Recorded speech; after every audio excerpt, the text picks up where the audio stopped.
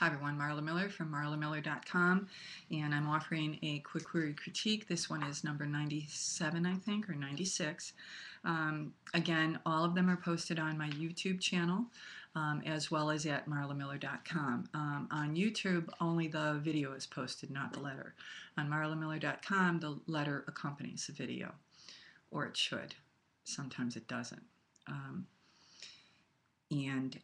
For that, I apologize, and I'm working on it. But okay, let's just get to this one. And for those of you who are interested, as a subscriber, you get one free quick query critique. So if you haven't sent it and you're getting ready to send it, please do. Here we go. Dear blank, truth or Adair? 70,000 words, complete, mystery thriller, adult audience. Meet Adair Hartwell. She is a new kind of private eye, comically awkward, generous to a fault, and not afraid to eat onions and jalapenos in the same sandwich. Adair works for a longtime gumshoe Sam Flint. Sam, partially disabled by diabetic complications, handles the cyberspace side of the business from the comfort of the office, while Adair works as his eyes and ears on the street. Their latest case starts innocently enough when a master chef consults Flint investigations about a series of petty thefts connected to his catering business. Russ Hoffman is convinced that other caterers are conspiring to sabotage him. Adair thinks he's kind of a drama queen, but Sam, determined to retain a lucrative contract with Hoffman for background checks, places Adair undercover to unmask the guilty party.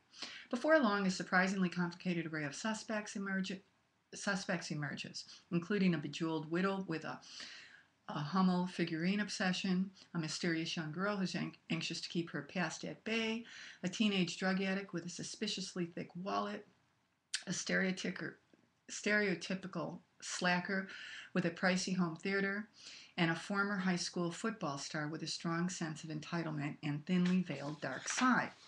Truth or Adair is set in Mason City, Iowa, a city of paradoxes. Prairie school and the pornography, farmers and bank robbers, churches and drug dealers, high culture and kidnappings, River City and Sin City.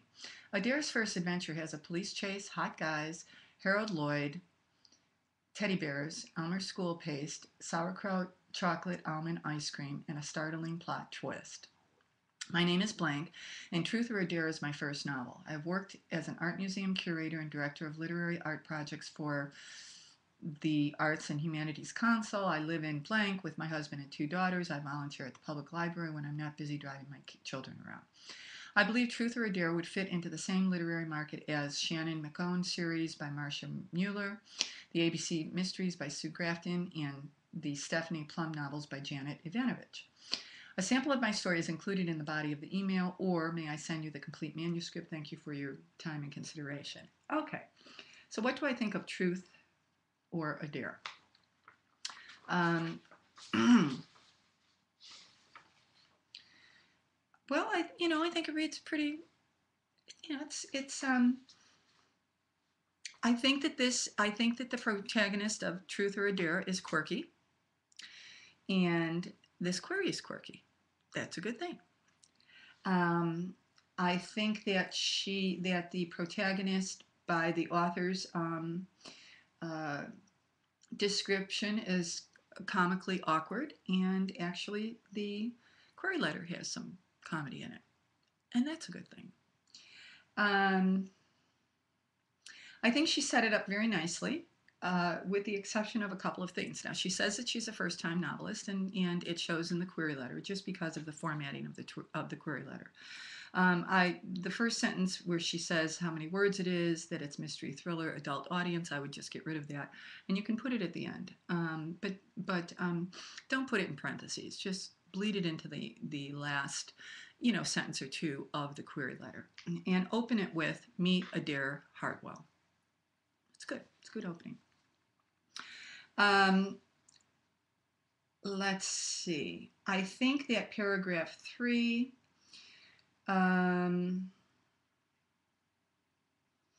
pretty good.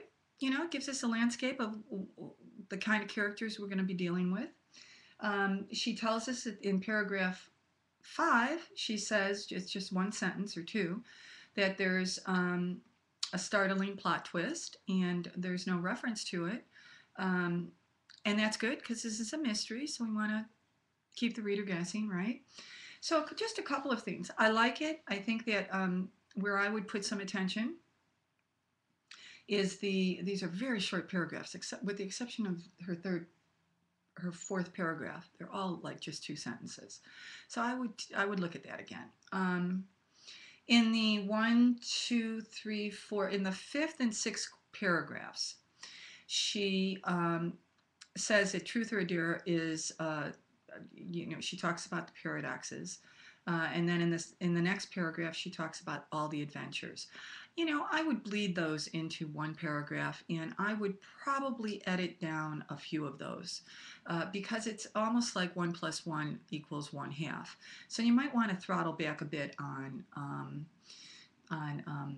all of the nouns and adjectives that this novel is going to encompass, and get it down to a few.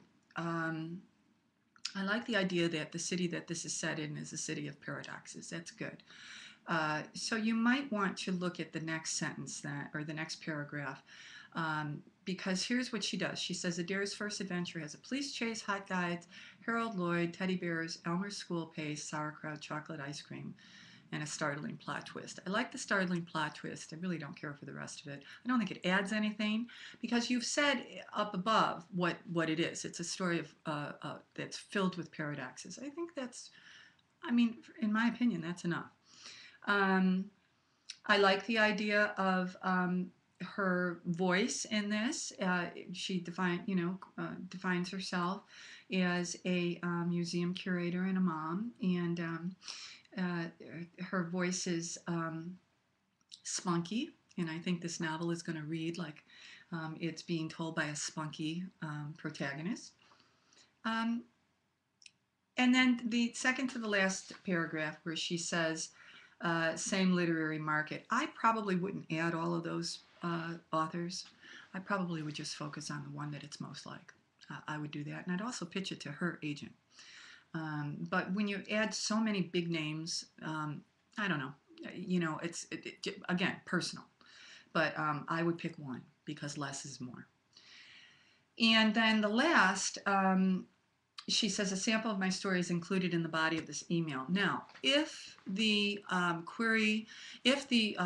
agent website does not say send the first 3 chapters or send the first 10 pages, don't. So if she's pitching this to an agent who says, send the first 10 pages or whatever, then fine. Then what you say is, I've included the, first 3 chapters per submission guidelines. Okay, so make sure that you because this way you let the agent know that you're reading the website and finding out exactly what this agent wants, and you're delivering it to her. That's what agents look for. Because it's just another example of your professionalism. And because this is a first-time writer who has some writing chops, I'm not at all surprised that the format of this query is as it is, but just make sure that you clean it up, and then I'd pitch it because I think it sounds like a story that has potential. I hope this is helpful. Until the next time, be well, keep writing.